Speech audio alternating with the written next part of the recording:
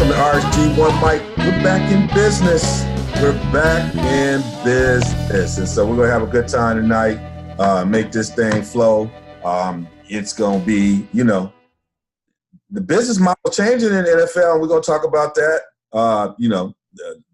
It's all about the money right now. So we're going to talk about that here today on RSG One Mic. We want to ask you all to support us. Go to realsportsguys.com.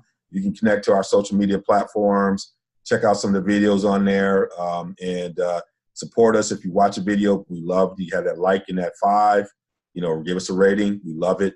But hey, before we get into the stuff, I gotta bring my guys in the booth into the building. We got to start with the elder statesman. What's up, Hank? I hear you hiding under the bed with the tornado. You hiding. What the hell going on? Man, look, let me tell you something. Just minutes before showtime, we get this tornado warning. It's like, shoot, I ain't trying to be Dorothy and end up in Oz on y'all.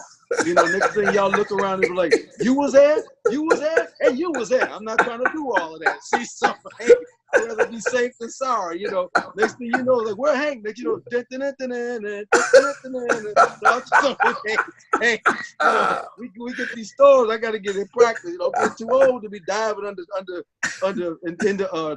bathtubs and stuff like that. You know what I'm saying? So, hey, but I'm here, feel good and everything.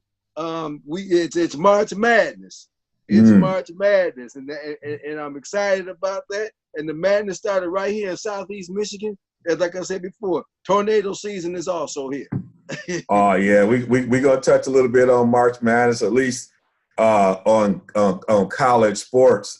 We might not make it to the field of play, but there's a lot of things happening in college sports that we like to get down with. But right. We move forward. We multi-generational on this show. We got the youngin' in the building. What's up, Darnell? How you doing, man? Man, I feel absolutely wonderful. My Lincoln Rail Splitters are in the Final Four. This is the first time we even won a regional championship. I can't wait for tomorrow. We play Howell tomorrow. It's going to be a great one. If we play them, we're going to be in the state championship game. I don't want him a state championship, so it's going to be great to see us win one. Oh, and in case you forgot, I didn't forget, but maybe you guys did. You better not duck me, son. Michigan State swept your Michigan Wolverines this season. Let me tell you something. I'm devastated by that. I don't know what happened. I'm not going to act like I know what happened. But it's tourney time, and for some reason, we figured this thing out.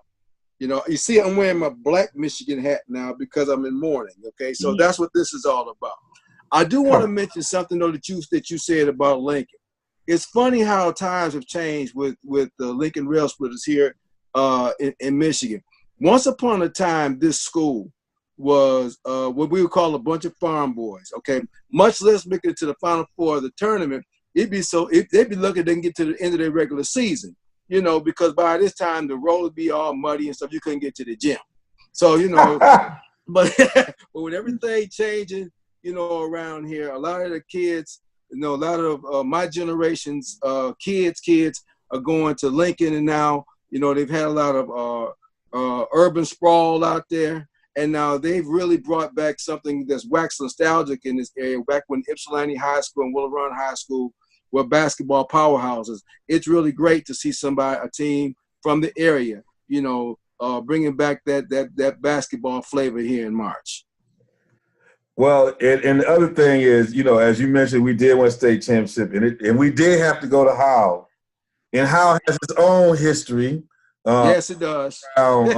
Racial tension. I remember we played there, and coaches told us, kind of gave us that history. It told us. I don't think we even changed. I don't think we went to the locker room or anything. I think we just wore our uniforms in and out.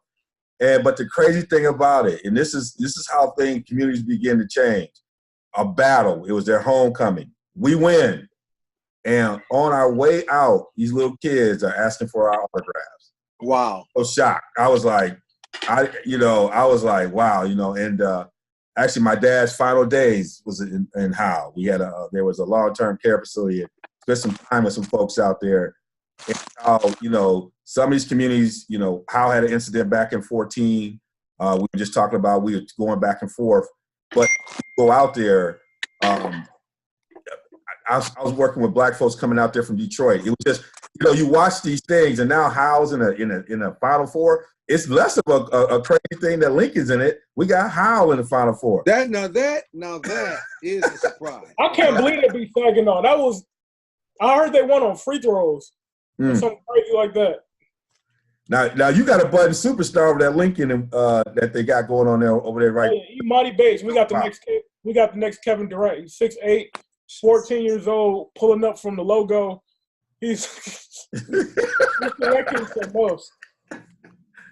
And I know some people been peeping me. I'm like, man, we got hey Gar, we got to get you over there, man. We get you over there Ann Arbor and see if he like Wisconsin. We got to figure something out. We got to get it over there. But hey, y'all. Izzo was at the Ipsy game. You ain't getting them at Wisconsin.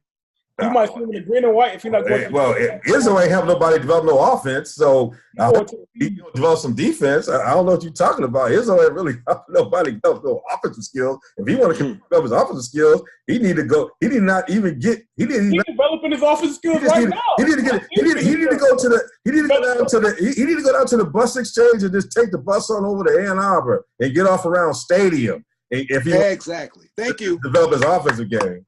So let's get that right. How that offensive game happened this season? How'd that work this season against State? We had a person hurt too. One of our starters hurt at that. Well, we had one of our starters hurt. What's my boy name? Number one. Matthews. Charles Matthews. We got there's one player who can go off the dribble. We can go off the dribble. Like, hold on. I'm gonna say this one thing. And this is, and I asked Beeline this question. This is part of Beeline's problem. If you watch the game, all they had to do was trap Cassius early and take the ball out of his hands. They let him keep turning the corner. That's not going to work in the tournament. There are going to be teams who are going to be looking at that, going to make him play one side of the floor. So you can say what you want to say. Well, I'll tell you what was your problem. When's the last time Izzo been passed? When was Izzo passed the Elite Eight? Wait a minute. He might be on our can't trust his list. Izzo might can't trust. He's already on the can't trust. He's on the can't trust his list. We will be doing that next week on our can't trust his list. We got to bring Phil and everybody into this list. Everybody can put their can't trust list. Izzo might be on the can't trust his list. He's already on the can't trust list. I tell you your problem. Your problem is your big man. Your problem is on Teskey. Because when they hunting Teskey every single time down there, pick and roll, whoever Teskey's guarding goes. You just hard trap it and make him give it up. Yeah, make him give it up, and it's a dunk. If you give him up, it's a dunk or a three. No, it's not. If you make your big catch the ball around the free throw line, what are you gonna do? That's enough time to rotate. That's why you trap him hard. If you pass it, he catching the ball in the free throw line, or you can rotate over on that. I'd rather have your big trying to convert than have Cassius getting the ball. Cassius is like Rondo with a jump shot. I love him. I love that kid. But y'all one-dimensional with him. Going home early. That one-dimensional beats y'all twice. That's right. But that one-dimensional going home, and Michigan might mess around and go to the Final Four again. One-dimensional. Y'all one-dimensional. You have to call Izzo one-dimensional Izzo. Y'all might end up running to Jay one-dimensional Izzo. John Morant. One-dimensional Izzo. Be on 14 seed first game. So y'all one-dimensional, huh? I'm gonna call him no left Izzo. Cause y'all you might be lucky if you get past Indiana, but we're gonna move on again. All right, y'all. All right. Well, the theme of this show is the game done changed. The NFL players. I've been thinking about this, y'all. And my Steelers are kind of in the middle of this, but there's a whole bunch of stuff happening here. We just lately. The NFL players, at least the stars, because we have to be clear. If you Joe Blow, even starting, and you start acting a fool, you cut. So let's just start with the cat who's actually has an impact play. But the stars have figured out how to get this thing done without negotiating through the labor agreement, which is crazy. So let's build a picture. And I got to do it through my own lens as a Steeler fan. It's painful. Le'Veon, we have issues with Le'Veon. We think he'll come back. You think he'll come back at the end? We don't tag him. He decides not to come back. So then we're like, okay, All right, Le'Veon gonna come back. You know, we got Connor. He gonna go. He good. But then AB started acting a fool. So now the Steelers, who used to be, you know, what the triple Bs and the Bs, down to one B. They got all the drama. We've talked about this on the show. But the whole thing is like, well, are these guys really going to get their money? Well, AB campaign with the crazy mustache on his lip figured out the only foolish team ever to give him the money. Now, I'm not going to say foolish in terms of AB's skills. AB is still the best, in my mind, best receiver in the game. But he found a way to get somebody like the Raiders and our good friend over there, John Gruden, and Mike Mayock, who Mike is a great talent evaluator. I don't like the process of how he got hired, but he's a great talent evaluator. You know, they let Matt go. They let all these guys go. Everybody thought they was rebuilding. And then they somehow make this deal with AB, and all they had to do was give up, 3 and a fifth rounder. And they didn't have to give any of those first-round picks. Good deal. They get AB. AB gets his money. Nobody thought AB was going to get that money. He gets the money with still years on the deal. Now, Le'Veon still got guaranteed money, right? He still got the guaranteed money. He didn't get 3 times as much as he was going to get before. Yeah, but he still got his guaranteed money. It's a guaranteed money as a running back. You know what I'm saying? Where running backs aren't really getting a lot of guaranteed money. Now we got Odell Beckham. Now Odell didn't want to leave, but he got traded, and he moves. What's happening with like the NFL football game? NFL feels like the NBA. Like I thought, you know, when they said Odell Beckham, I thought it was Draymond Green. I didn't know who they was talking about. I thought we were talking about the Clippers, but then it was the Cavaliers, or is it the Cleveland? This game has evolved. It went from a story to like these business deals that you never really see the NFL get involved in. And some of it is the caps going up. But guys, you see this volatility in the NFL. Hey, I'll start with you. Like, so much is happening. I can't even keep up with it. Is the business model, what do you make up with the Le'Veon? Like, what you've been seeing? What do you kind of deduce from this? Okay, so when I look at the Pittsburgh Steelers situation, and we talked about this a little bit last week, okay? You had some despondent players, okay? And you know, with AB, he actually went in and talked to ownership, and they said, okay, we're gonna get rid of you, okay? And there's a lot of confidence in the running back that took over for Le'Veon Bell, and there's also still got Juju Smith-Schuster still over there, okay? So if you're Pittsburgh, you're saying, okay, was AB all of your offense? Okay, to me, it still seems to me with the Pittsburgh situation, it's more of a systemic thing, okay?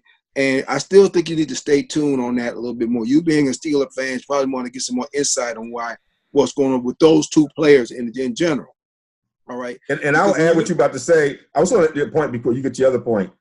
I think what we're going to see is the Steelers' power in the locker room is going to start shifting a little bit more to the defense. Yeah, and I think that's where the Steelers are at best. You see that their young talents on defense, they're still going to score points, but right. when their draft, you know, they look like they might draft one of them linebackers we talked about before.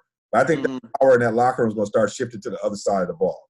Right. So I think you're looking at the Steelers in a different light. Now, when I look over with Odell Beckham Jr., all right, I'm looking at something different. All right, I'm looking at the New York Giants, not so much the Cleveland Browns. A lot of people are looking at what the Cleveland Browns is doing, and they're jumping and they're going crazy, which I think is fabulous what the Cleveland Browns are doing, okay? When you just look at that offensive roster in and of itself, and you talked about last year the talent that this team has, all right? But I always thought that Hugh Jackson was the wrong guy for that kind of talent. Now you see them starting to make some moves, and you're starting to see the AFC Central, you know, start to look a little bit vulnerable for them to be able to make some moves in that. So I like what they did. But look at what the Giants is doing with Odell Beckham, okay? And where Odell was talking about, you know, he wants to get his money, all right? But I'm looking at what's going on with the Giants and what's going on with Eli Manning, all right? what the Giants is trying to do is that they're in. I see them. I don't know if it's a power struggle. Okay, so much so as you're looking at the Giants trying to rebuild. All right, versus having a superstar. They've got one rookie that they can build around. When you're talking about Saquon Barkley, you got an aging quarterback, which I think that they look at possibly drafting Dwayne Haskins. If I'm the Giants, and I start to move in that direction. So the question you ask yourself is, do you keep Odell Beckham over here during a rebuild process, or do you move him right now and get some value for him? All right, and you go and get you another young player that you can build your defense around when you got a Jabril Peppers as a safety. Okay, so that's what I see there. I don't know if it's a power shift. Because you're rolling the dice if you're Le'Veon Bell. You're rolling the dice if you're an AB. That's the name of his album. Huh? That's the name of his album. Right, that's what I mean. You're truly rolling. That's right. But you're truly rolling the dice because that's a dangerous game to play in the NFL. Okay? Yeah. That's a dangerous game to play because, when you're looking at the Le'Veon Bell deal, he could have gotten some money, that money, okay, plus the franchise tag at Pittsburgh, but he chose not to do that. See, okay, now he's got his guaranteed money, but now he's with the Jets, and you hope that he's that same type of back. But now you can argue that he's on a lesser team. Okay, you can also make that same argument with Antonio Brown. They're on lesser teams. All right, so they got their coin, true enough. But what's the end game here?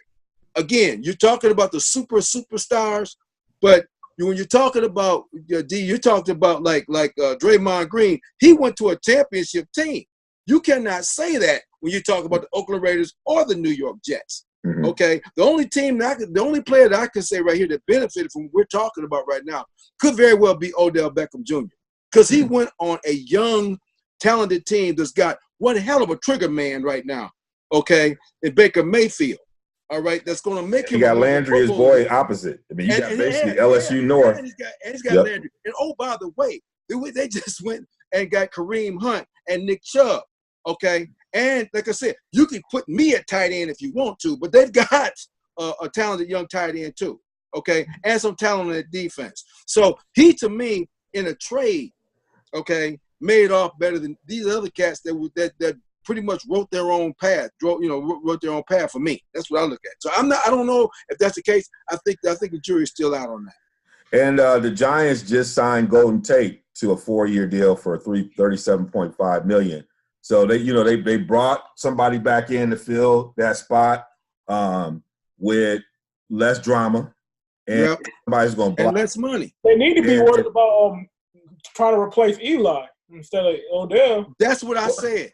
That's what I say. If I'm the Giants, I'm sitting there with the number 6 pick. If Dwayne Haskins is sitting there, I'm getting it. Right. I'm gonna start working toward the future right now. You're not winning. Do you talk to Arizona? Darn, I want to bring you to this conversation. Do you talk to Arizona? What do you do in New York? Do you talk to Arizona? New York Giants. I will get. Yeah, I'll look. I'll see what's on the table because I know they've been telling everybody. Cliff Kingsbury's been telling everybody they're picking Kyler Murray, number 1. So I would look at Josh Rosen because Josh Rosen, he has potential, but in my opinion, it looks like Eli. I would look for Dwayne Haskins. I look for Haskins because I think he's better, in my opinion. You go with Haskins? Yeah. Now people, like, you watch this. The people are starting to. It's funny how people redefine things. Now people are questioning Haskins because he can't go outside the pocket. I thought being a pocket passer was what people wanted. Now they say he ain't got no movement outside the pocket. The complexion for the protection. You know what I'm saying? I'm like, now being in the pocket is a bad thing only if you Dwayne Haskins. Everybody else, they would say he's a great pocket passer. Now because they all think. What did Tom Brady running the 40? What did Peyton Manning running the 40? What did Joe Montana? Exactly. Come on, man. I want to talk about the Jets real quick. The Jets are talk about the Jets. Right, they're building something. Yes. I've been seeing their moves. They've been talking to Anthony Barr. They signed C.J. Mosley from the Ravens. I think he made the Pro Bowl last year at middle linebacker. But they're building something. They might get Quentin Williams in the draft, but in my opinion, because you have a young quarterback in Sam Darnold, you have Le'Veon Bell signing on. If you get like a guy like DK Metcalf, one of those blue chip wide receivers, you could be building something on offense. One of the things, and while we keep it in order, I love that point you're bringing up. Now, I still question Sam Darnold. I already told y'all, and he proved me right. He's an interception waiting to happen. And people, and part of it is he started playing quarterback in like a senior in high school. So he doesn't have a lot of snaps. So I'm not being critical of him because I'm just saying he's not, he just doesn't have a lot of snaps. I think people forget that. He just doesn't have a lot of snaps.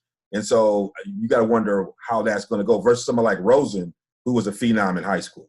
Like he was well-respected, played with Snoop's son, and did all that stuff out there in Vegas, right? I think he's out in Vegas. He's developed over time. And so we got to see whether or not it starts to click in with these reps. But this is the thing I've been interested about because, so many people, I'm going to listen to these talking heads about the Saquon pick. And people are trying to use what happened with the Rams in terms of Gurley to be critical about Saquon. First of all, Gurley had issues with his legs in college. Right. A continuation. But the one thing they forget about Saquon, which is probably only similar to Le'Veon, that Saquon is actually a slot receiver waiting to happen. So when you're talking about the kind of hits he's going to put, when you add somebody – you start to put that other part of the receiving core and you can stick him in the slot. That he creates another element, I think, for Eli. And the other thing about Eli is part of what might help Eli play better this year and maybe get another year is just taking a lot of drama out of the locker room. Part of it is like Eli and getting back to having some focus in the locker room. I do agree you got to have somebody to be an heir apparent, but towards the end, Eli put some numbers up going down the stretch last year. And so part of it is, if you can do something on your defensive side of the ball, if you can really start to make Saquon the feature of the offense in this new age, kind of like Davis was the feature for Elway late in his career. But Saquon gives you another element. I mean, he gives you an element that puts him away from the ball, getting matchups. I think, and you find that quarterback, that heir apparent, I think this is not a bad room because I think at some point in the NFL, you got to take back your locker room. And the thing I'll say about Cleveland is people got to remember football is not basketball. Just because you get Cousins out, it's not because you add Cousins to Golden State. Like, it's more predictable in basketball than football. Football, you get a lot of great guys, but it requires so many other things to go well for you to still be great. You can't just – the only place where I would say, look at the Rams defense. Look how much if you look at all the individual parts of the Rams defense, they got an all-world defense. How much did they struggle, even with all that all-world defense? So football is not, you can't just hire folks and have them come in and it just works. That's not. It worked well for them. They made it all the way to the Super Bowl. They lost to the best coach of all time. Yeah, but the thing about it was they struggled along the way, and they won. They won because they already had a foundation. They struggled to lead. But the thing about it, but they were already winning. They already had built a little winning culture. Cleveland had a winning. They had it. The Rams had a winning culture. What was their record? How did they get? The year before they won, like the year before, when they lost at home, they lost at home court. They had home advantage the year before. You're right. The Rams? Right. The Rams, yes. They lost at home. They lost Atlanta at home. That's right. Like, Cleveland's just turning the corner. Exactly. Like, you know what I'm saying? They can be successful. I'm saying they can win 11 games. But when people are talking about Super Bowl, now if you were telling me AFC Championship, if you're telling me that, I give that for Cleveland. But when you're telling me they're Super Bowl contenders, Cleveland, the Browns? Listen, here's what you have to look at, okay? If you're looking at Cleveland, and I love Baker. I mean, man for man, okay, you got a second year with a dynamic quarterback, okay, and you could argue that he's got some weapons, he's got some proven weapons, okay, in the league right now, and if that offense clicks as they look, I mean, you could look at a team like the Kansas City Chiefs, okay, and just the difference that Patrick Mahomes made with that team, okay, that made them a contender.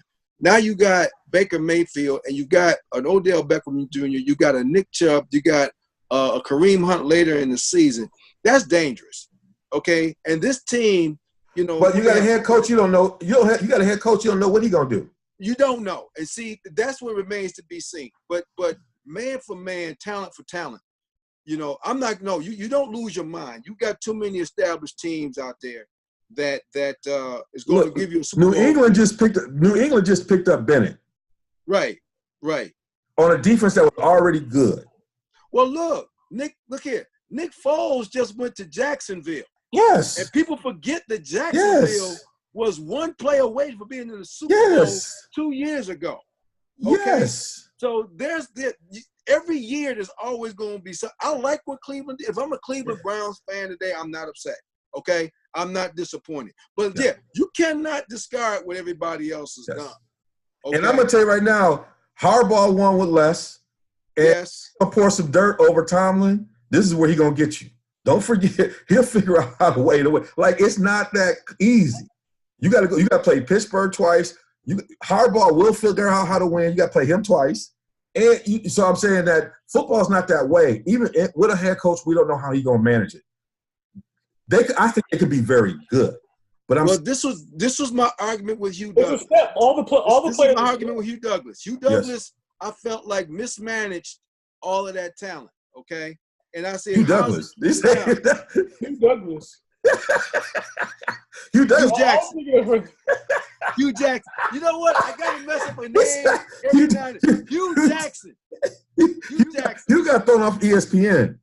Yeah. Hugh Jackson. It's brother Michael Smith at a There you go. Hugh Jackson. Y'all know who I was talking about. He got fired too. So moving on. But that's what I wanted to make about this. This is not like a 1 year rental, 1 year kind of like we have to win a championship this year. If you look at all the guys that you named, they're all young players. You got Odell Beckham's like 26, 25. You got David Njoku who's like 23.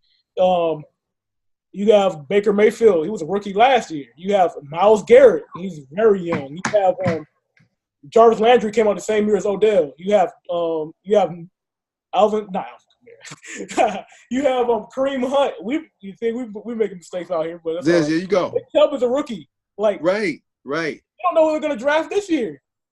They're building. But what I'm saying is that's different than saying they're going to win the Super Bowl. You know what I'm saying? I'm not saying they win the Super Bowl. If they go a couple rounds in the playoffs or they go to the AFC Championship and lose, that's still a great. And maybe you win the Super Bowl next year.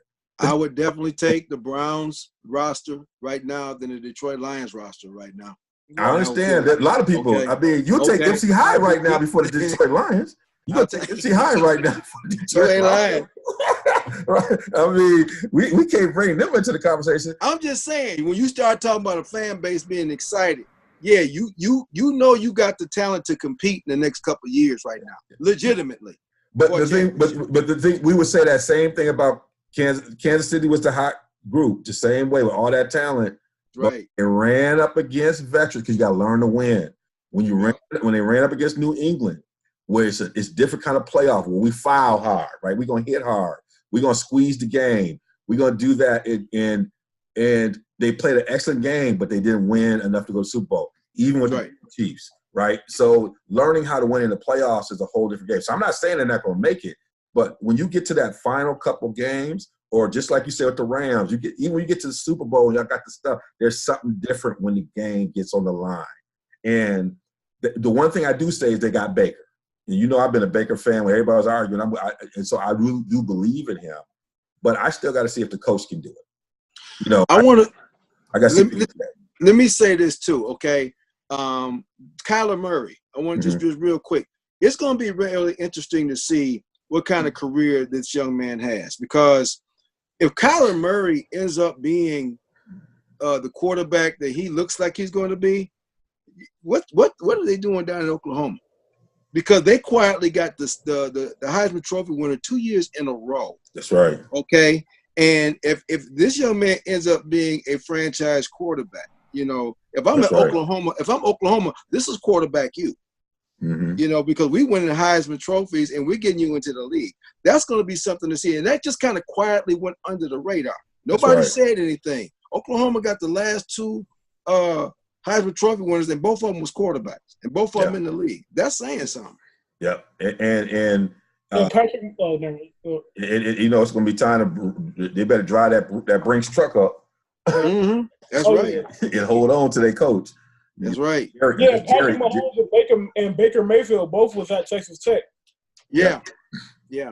So you looking at some incredible stuff. One of the sneaky free agent acquisitions that happened, or actually was a trade.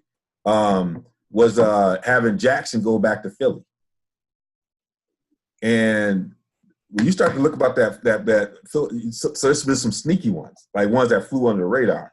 Mm-hmm. Sean Jackson going back to Philly, that's going to be interesting to see what happens in Philadelphia in terms of.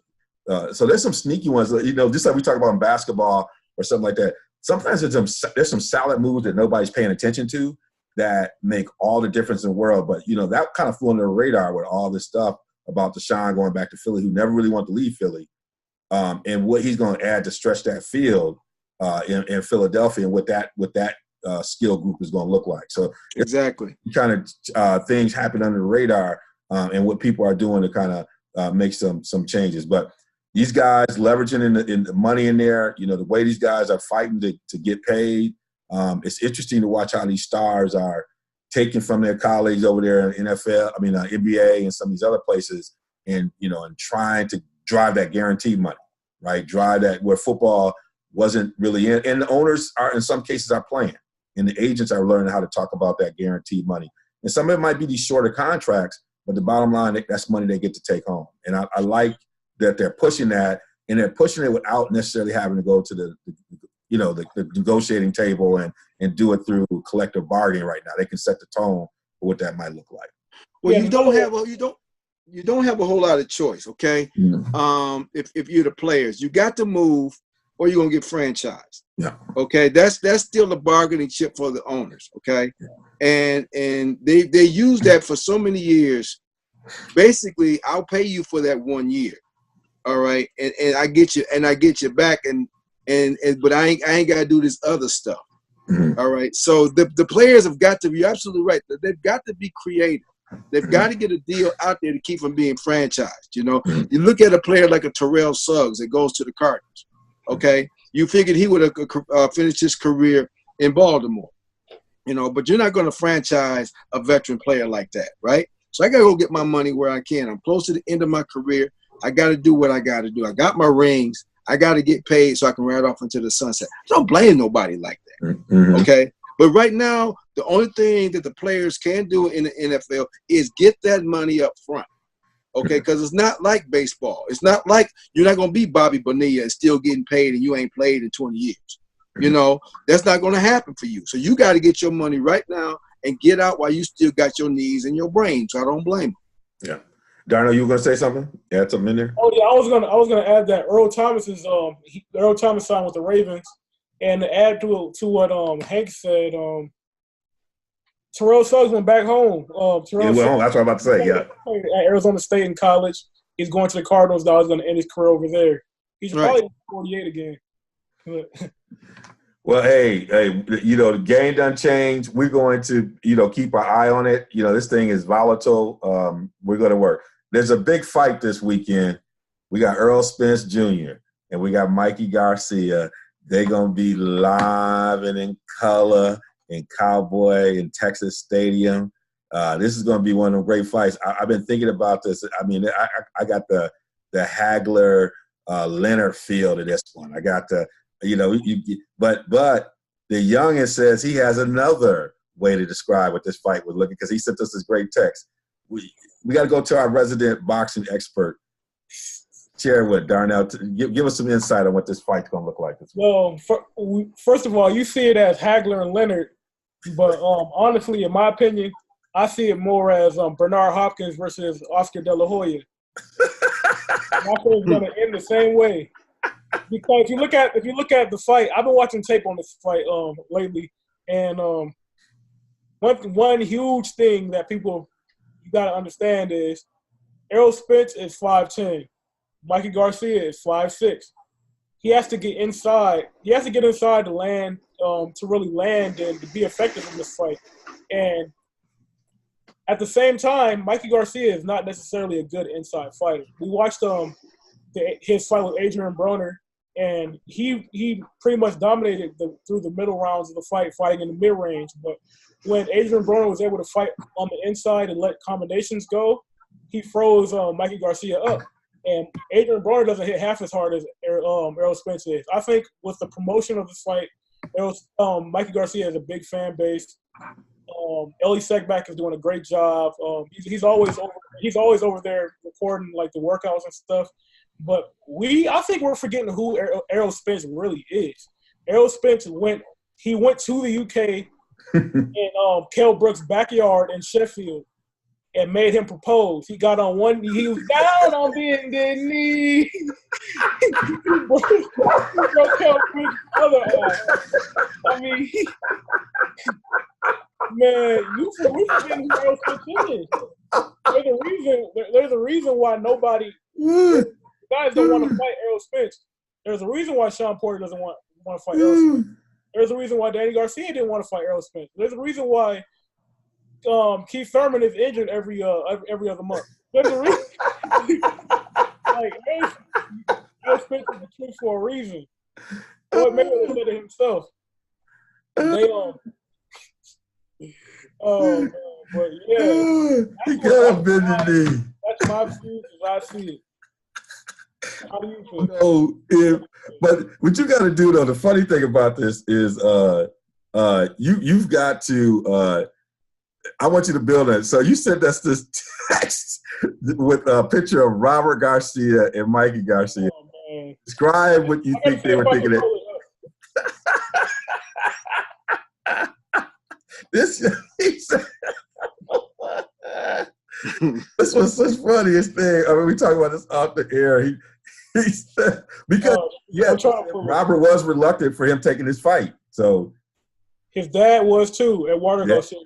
And this young man is like real confident. I saw something.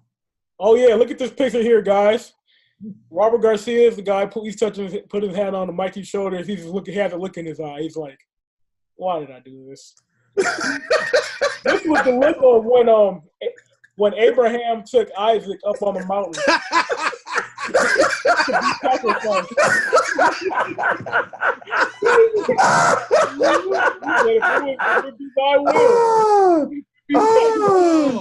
Oh my goodness.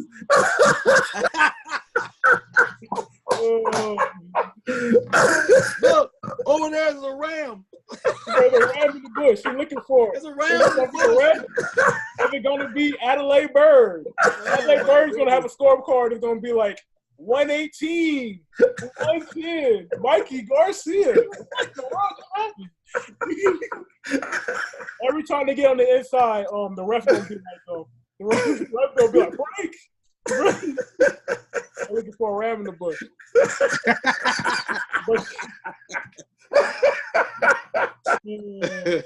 Oh, this is why I love it. So we're going to watch the fight. I'm going to be scoring it. You can follow me at RSG D Wills on Twitter. I always score the fight and get commentary. Darnell, where can they follow you? They got to follow you on Twitter as well, man. Oh man, I forgot my Twitter handle. It's been a long time. Wait, look at it. You gotta be ready, youngin. You gotta be ready. You killing it. Hash is at Berkeley Bound 14. There's a story behind that. BERKLEE BOUND 14. There's a story behind that. Back in high school, you know, everybody was like, everybody saying I'm D1 bound. I'm D1 bound this. I'm D1 bound that. My dream school is Berkeley College of Music. It's one of the top music schools in the country, and I made my Twitter handle as a joke. Berkeley Bound 14 is where I graduated 2014, so that's why that's it. That's it. Highly talented, and we will give out Hank's Twitter handle, but he's still on Pigeon. He's on MySpace. You gotta follow him on MySpace. No, y'all both wrong. I got a message in a bottle. .com. Okay? Get it right. All right? Messageinabottle.com. Now, if you're going to call it right. Okay? You know, hashtag Friday. Okay? Well, hey, we in our final segment here, the NCAA has been off the hook. So let's start with number one. We have Felicity Huffman, and then we got Laughlin and Rick Singer and all these cats who come up with a scandal with their kids around increasing their SAT or SAT scores.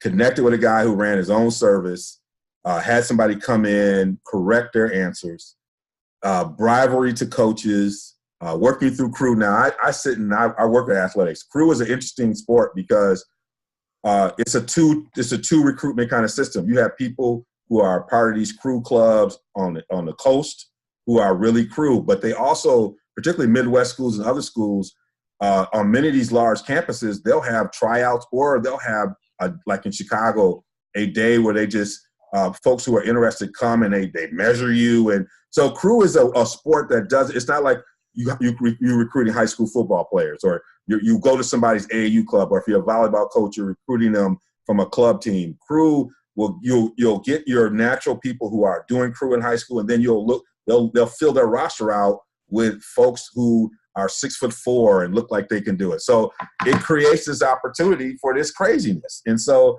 but who would think, like with everything else we're dealing with FBI scams, first of all, FBI is all up in the NCAA's business. Somebody will make somebody mad, right? What did the FBI decide that college sports was like like who in the FBI? You got to set priorities. Like they're like, we got gang stuff happening in urban environments.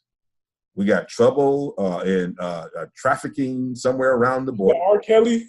We got R. Kelly. You got Robert Kraft. No, we got Robert Kraft. But then we gonna do this college sports thing. Yeah. When y'all heard about this story, man, I didn't even know how to digest it, man. It was funny because I had a conversation with our dean of admissions about crew and the whole this whole thing, and it was an incredible conversation. And then I sent him a text. I was like, man, you believe this?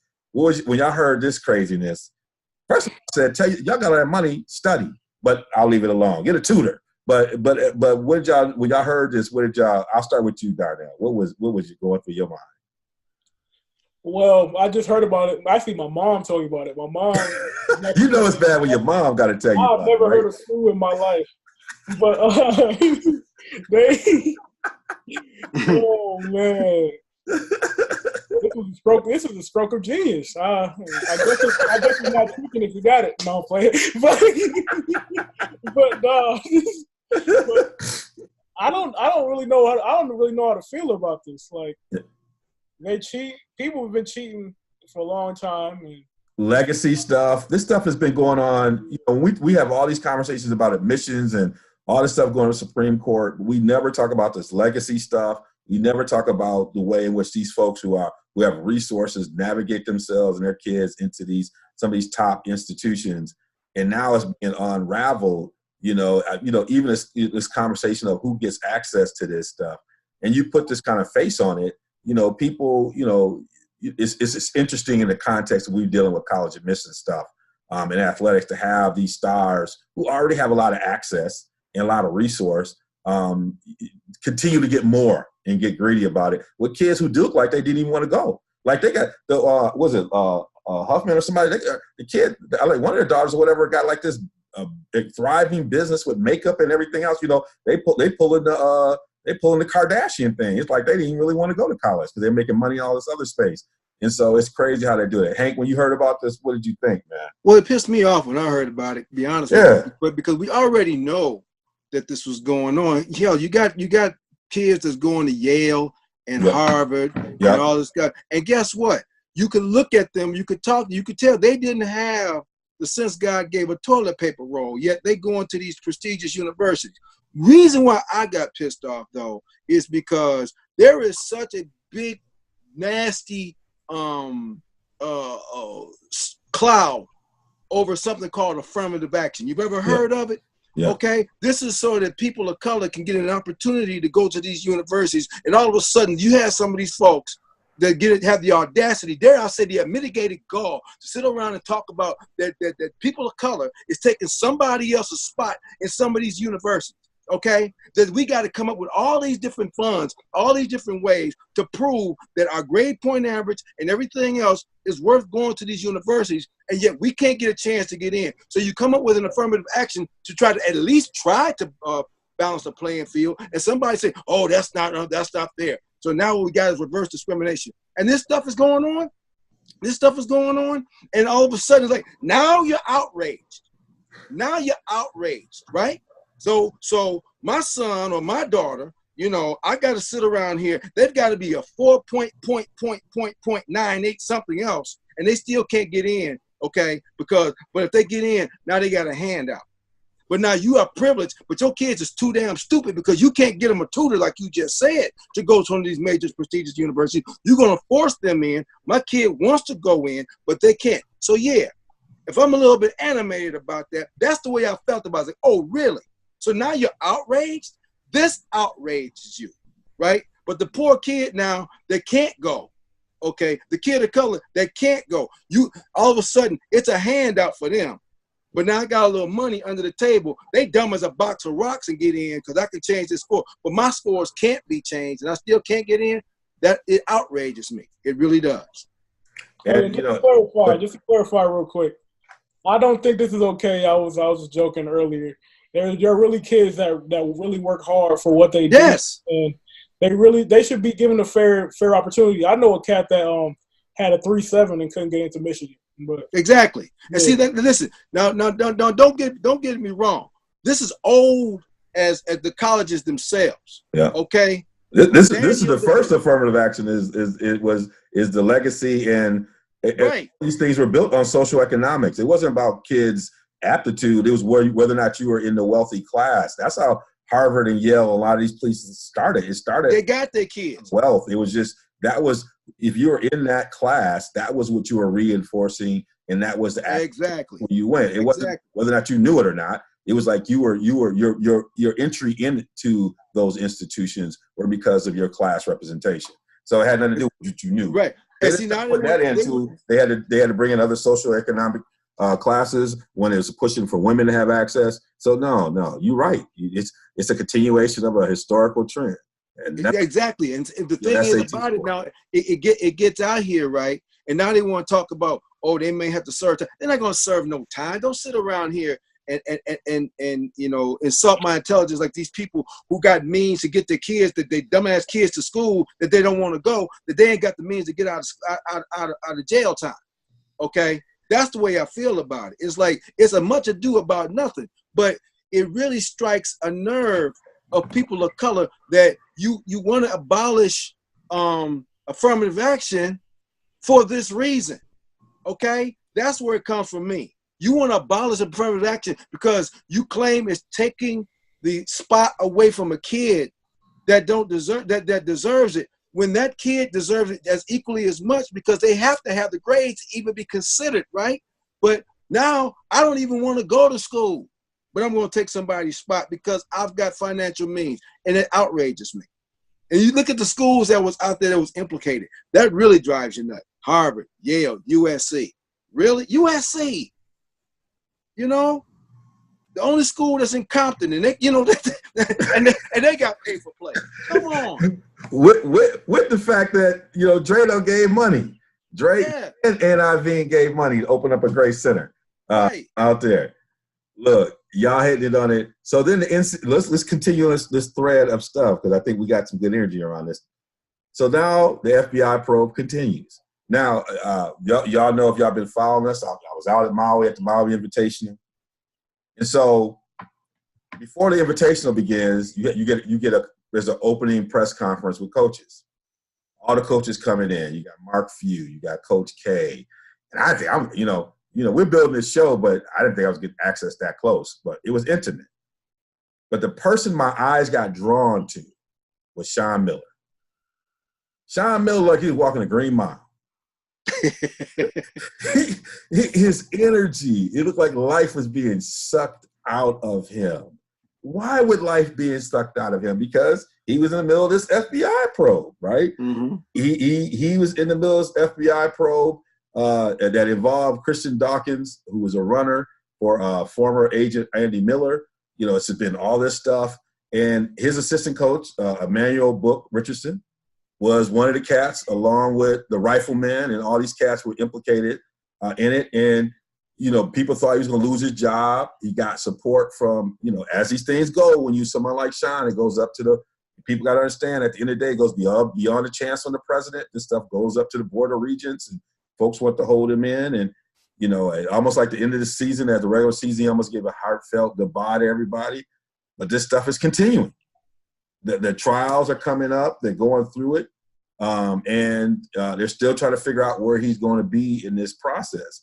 But the FBI is everywhere. They're everywhere so bad that we are even opening up another person that I saw out there who I really like. I liked him a lot. Enjoyed my time out there. Was our old Auburn coach. Now, he's not implicated, but the Auburn assistant, Bowman, who this guy was at, I think he was at what, Brown University, was it? Or who was at Brown? He was at, because he was assistant who actually they didn't let him coach in this first game they just had. He had to step down because he was in the middle of a bribery that was at Penn. $300,000 bribery scheme at Penn University, at Penn, Ivy League. Again, what's going on? Where folks were paying. So this guy's got to sit out because of what happened with him. And another person was implicated in that suit is assistant coach right now for the Boston Celtics. And so we talk about how much money is being made in college sports. This money handing underground, and people. And somebody said this best. I think Jay Billis said, "People don't care unless it's their team or their rival." Mm-hmm. People don't care, like, all the money that these folks are getting unless it's their team or their rival. When all this money is exchanging hands, and we're questioning kids for getting a Twinkie. That's not anymore. They're trying to ease it up. But we all the kinds of things that we hold these kids out for, whatever. And this is the kind of stuff that's happening behind the scenes. And so the FBI is in the middle of all this stuff, man, in ways that I said a long time ago when we first started the show. I said the one thing that's going to hurt college sports is congressional intervention. And the one thing that gets you to congressional intervention is when you have a federal agency so far in there and they start to have a report. That, not only will they start to prosecute, but when you get a federal agency like the FBI involved, that gets you closer to Congress being involved, even more so than they are. And so it's going to be interesting to see where this goes, because this isn't just your Sheriff Roscoe P. Coltrane. This is the FBI, the Federal Bureau of Investigation, and at some point, congressional leaders are going to have to pay attention to this. And that is the one thing that I think threatens the current model of college sports. Right, because here's the thing: you got too much money involved that's unaccounted for. Okay, yes. And the one thing the feds are going to do is follow the money. Oh, they're gonna find it. You're talking about millions upon millions upon millions of dollars. You're starting to see. It started off with this probe that with this pay-for-play probe that they did with college basketball. Now you start looking at that money. Now you start looking at other things, okay? Kind of like the Robert Mueller investigation. I'm starting here, but along the way, I'm finding all these other improprieties. And I'm thinking that's what's happening now. Yeah. And so now what you're starting to see is, and don't be surprised, as you go down the road further and further and further, you have whole institutions being implicated into these things where it's always been. Yeah. Okay. I'm not going to sit here and say, oh, by the way, they just started doing this last year. No, it's just that now you have so much exposure to certain things and the money is so great. All right. And these institutions are paying big money now, and other people are pouring this money in that it is causing a stir. It's got so much smoke out there. Okay, I wouldn't be surprised if the Fed stumbled upon this after what happened with just the basketball deal. Okay, now you're looking at admissions, because now you're looking at some kid that I got into this school, right? That that had no business getting into the school, but under an athletic scholarship because I'm so good, because I paid all this money in the AAU or whatever else. And oh, by the way, I look over here and say, hey, wait a minute, this kid's grade point average is worse than this kid over here who got the college scholarship. How did that happen? You see what I'm saying? Oh, wait a minute, this is Felicity Huffman's son. Okay, what? You see what you're following me here? All of a sudden, it's like, wait a minute. Then I start looking and that's what the Feds are going to do. They're going to dig and follow this money. So, this kind of falls upon, you start talking about athletics, you start looking at that loose organization called the NCAA, because they don't run, they run a choice program. They pick and choose what rules they want to regulate. This is what you're starting to see right now. Okay, it's going to get worse before it get better, in my opinion. Yeah, and one of the things when this first broke, and I had somebody who was close and knew somebody somewhere close to the NCAA. If you can go back and look at my thread all the way back to where it began, I said some of these other large institutions. I named some. I named Duke. I named Arizona. I named a number of these places, and people are like, "Why are you putting this out there?" Because that's how the game runs. The game. When people talk about the idea of affirmative action and all this stuff, there's a reason why institutions like Berkeley are targeted, or Texas, or Michigan, because that's where the money and opportunity is. Same thing that goes with this stuff. There's a reason why some of these institutions are target. They are the access to wealth and continue to perpetuate kind of the social network and social, the kinds of things of social capital transfer that happens in these places where all these people who have money congregate. And, nothing happens is bigger than that on a college campus. That's where you network. That's where you meet people. That's where resources, people network. There's so much that happens at athletic events that are about networking, business, and so this is a place where people get to play, and in these institutions. So we put it out there, and another thing, anytime you got Yahoo or Deadspin, like you don't want the FBI, you don't want Yahoo, you don't want Deadspin. All that, those things always equal up to, if you hear my name in Deadspin, then make sure I got a ticket. I'm on my way out.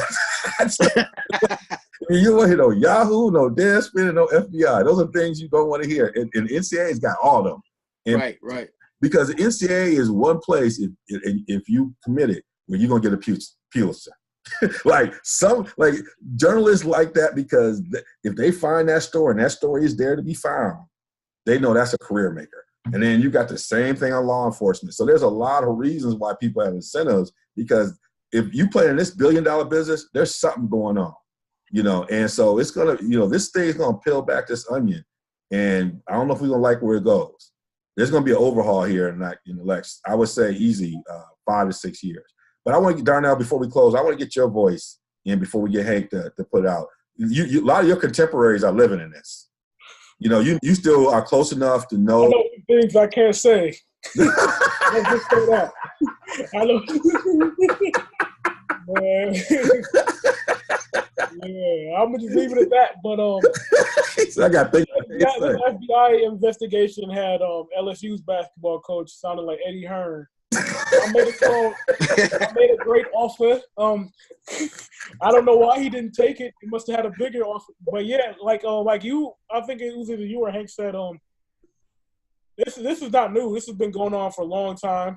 And my dad was talking to me the other day about way back in the day when Kareem Abdul-Jabbar, then Lou Alcindor, was looking at Michigan. Michigan had a bag for him. Michigan was trying to pay him to come here. And John Wooden came with his bag man and blew him out the water. He didn't lose a game for 4 years. He lost one game in like 4 years. John Wooden had a bag man. He did. Yep. Yeah, I wouldn't be surprised if Kansas go down for sure. Duke, obviously, because Duke, just how you gonna get Zion, Cam Reddish, RJ Barrett. If you look at the ESPN Top 100, you can literally say 1, 2, 4, 5, 7, and all went to Duke. That's not an accident. I mean, Woo, we're about to see it right now. We'll always put in front of this allegedly. Right. It's confirmed. But I called it. I said those names are going to be on it. Kansas, we called it out. And folks are like, what are you talking about? But you're right. Kansas is worried. A lot of cats in Kansas going to church right now. You know, and they got a can't touch it coach. So exactly. You can't trust the coach. So there's a lot of cats, and so we're gonna watch how this thing unfolds. Yeah, Sean Miller's in that boat too. I'm a big Arizona guy, but every time you see them in the tournament, it always ends up bad. I mean, it's a can't touch it. And man, I'm telling you, I'm about to post a picture for him from Maui. Man, it was dead man walking. I felt bad, and I like interacting with him. He's a nice guy. His brother Archie's a cool guy to engage with, but man, you can see it weighing on him. Like it looked like he gained weight. He looked. Coach K was just rolling through there, smiling. Mark Fu smiling. He was like, dead man walking, man.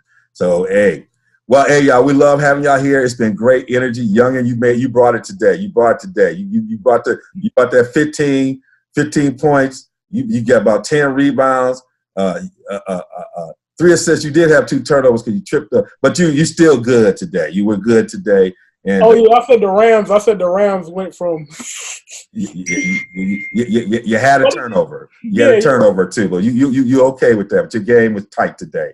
Well, as always, there's a cultural aspect of what we do. We always want to bring it back to that, and what it is, we always give it to the elder, man, to shut it down. So we'll give it to our guy Hank to drop the mic for us. Okay, thank you, Darnell. I do want to remind you now, North Carolina did beat Duke twice, this year. So who's going to win the ACC tournament? North Carolina. They Zion coming back? Guard. He's back. Okay. But, it's a guard. One thing you know about college basketball, it's a guard-driven league, and they have a point guard in Kobe White that's been playing very well, exceptional, and I think they could pull it out. I'm not counting them out for sure. That's okay. We'll talk about this next week. Okay, I just wanted to, since you was gloating so much, I want to let you know that things happen. I will say this: Kobe White looked like it's hard out there for them. That's right.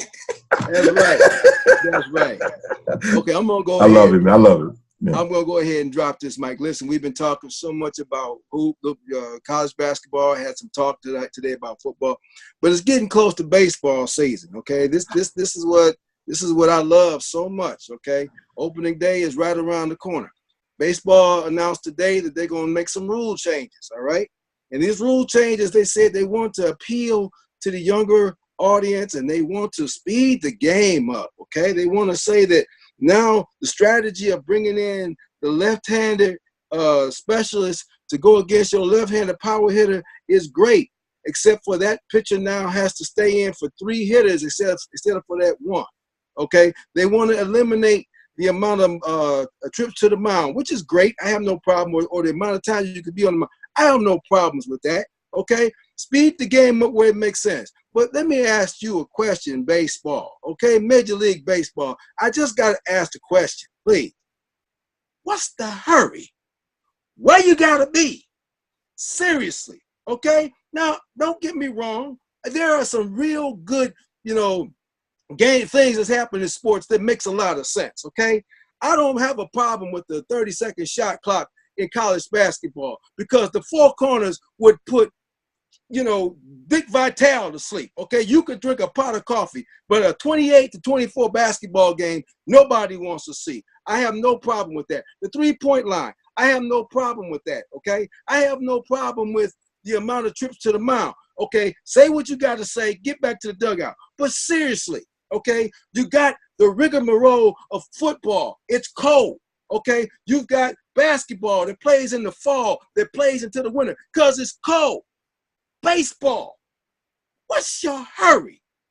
Where you got to be?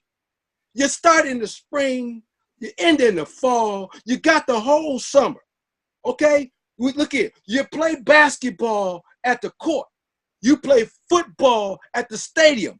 You play baseball in a park. What else do you do at the park? You sit down, you chill, you have a couple of cold ones. If there's a lake, you watch the ducks go by. If you in San Francisco, you out there at McCovey Cove. Where you got to be? Hell, here in Detroit on the weekends, they shoot off fireworks. Where you got to be? What's the hurry?